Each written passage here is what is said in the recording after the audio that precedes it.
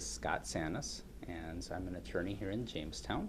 And I'm actually pretty much originally from Jamestown. My parents moved here when I was 3, so I claim Jamestown as my hometown. I have 2 younger brothers who also graduated from school here. I went to Jamestown College, so I didn't stray too far from home for college, but I did make the I'm not sure what word I want to use here, so we want to edit this. Okay. Let's start with, for law school, I did go to Hamlin University School of Law in St. Paul, Minnesota. And I took the bar in Minnesota. And originally the plan was I was going to practice somewhere in Minnesota. I didn't want to live in the big city. That turned out not to be for me, but I ended up searching and ended up having an opportunity to come back to Jamestown. So I took that, and for the last 5 years, roughly, I've been a solo practitioner here in Jamestown. So what's the day-to-day business like? Day-to-day for me is, each day is different, I guess, would be the best answer for that.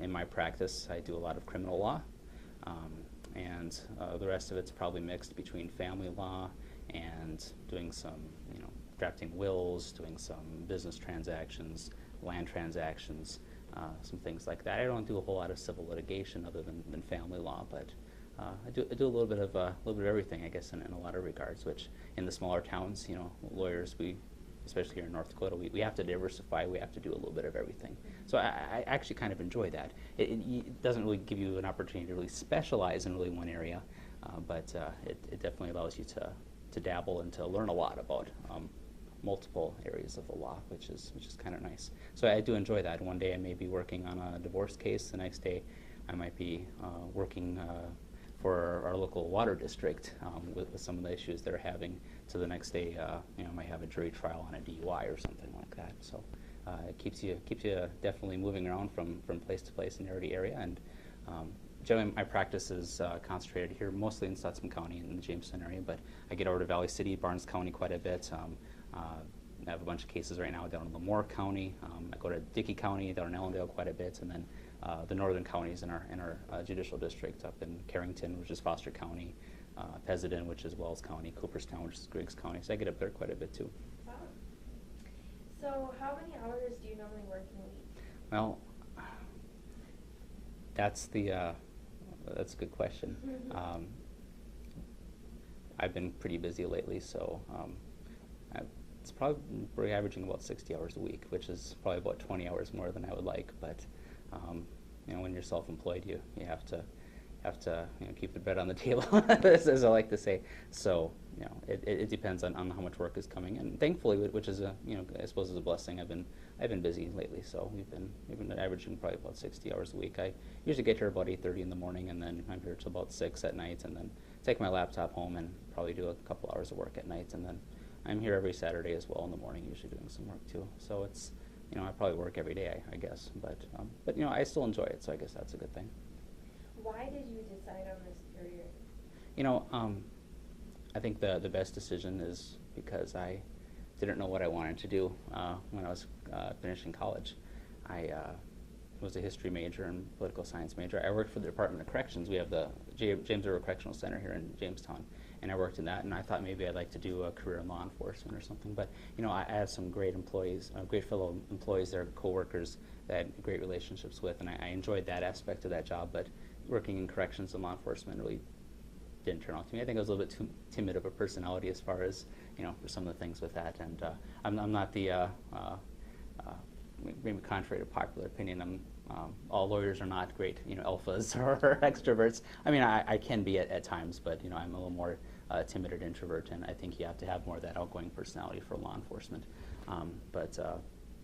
So I found out that wasn't for me. I didn't want to do that for the rest of my life, and believe it or not, I got a traffic ticket down in Lemoore when I was visiting my girlfriend, now my wife. She was living in Aberdeen at the time, and I was very upset by it. So I went to court, and I fought it, and I won, and I was rather impressed with myself. I even did legal research at our law library at the prison, and looked at under the statute and found out that he shouldn't have given me that citation, because what he said I did wrong, I didn't actually do, and argued it in front of the judge, and I won my case, and I kind of got a big head about myself, thinking, you know what, this isn't too bad.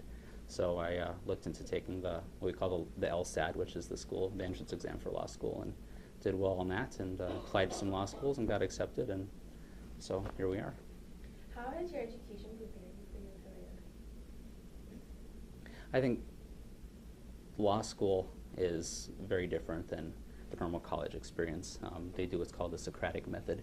So we're expected to read case law, old cases on a certain topic the night before class, and then the professor will ask us basically about the cases that we read and what the findings was, what the judge said, and what rules to take away from that case, and basically we have to kind of teach ourselves and argue things with the class, and that's called the Socratic method, which is very different than the normal collegiate experience where the professor will lecture and take notes, and we still do that too, but that part in of itself, I think, is what gears you up to be ready to argue in front of a jury or in front of a judge or in front of another attorney, and and that helps, but we took a lot of writing classes at Hamlin, and that was probably the biggest thing that helped prepare us. Very little, unless you do a lot of criminal law, you're really not in the courtroom a whole lot. And a lot of it is just your written word and filing of motions, briefs, even letters, to other sides on cases. And being able to write, being literate is probably the biggest skill that you'll need to be an attorney, and to be a successful attorney at that even. What goals do you have personally in your career? Personally, well, this was always a dream of mine, to have my own business, and I love the freedom that it allows. I can take vacation when I want to take vacation. If I don't have anything on in the afternoon, I can leave the office and go do something else for a few hours. As far as goals, I would like to eventually maybe expand where I'm at and bring on a partner or two and see how that goes. I think short term or in the next 10 years, I think those are my goals here. A lot of my colleagues have became judges in the last few years, and I don't know if that's in my cards for the future or not, but I'm very excited for them that they're doing very good thus far, and perhaps that might be something for me to look at 15, 20 years down the road. What do you think it takes to be successful as an attorney? You have to be willing to put in the time. You have to show a lot of empathy, I think, for your clients. You're not going to win every case. You can't expect that you're going to win every case. That was kind of a hard lesson for me to learn. I don't like losing. I don't think any attorney or any person in general likes to lose a case. But you have to be prepared. And I think you also have to, like I said, you have to be empathetic. You have to try and help your clients along. And but at the same time, you also need to try and be realistic about situations. You could be the best attorney in the world, but if the facts of the case in front of you aren't in your favor, it's going to be very difficult, for you. So sometimes you have to prepare your clients, for that, and you have to, show them realistically, this is what I think is going to happen. And I think if you can meld those two things, I think you can save yourself a lot of stress, and you can help your clients the most by doing those things. Do you work independently or on a team?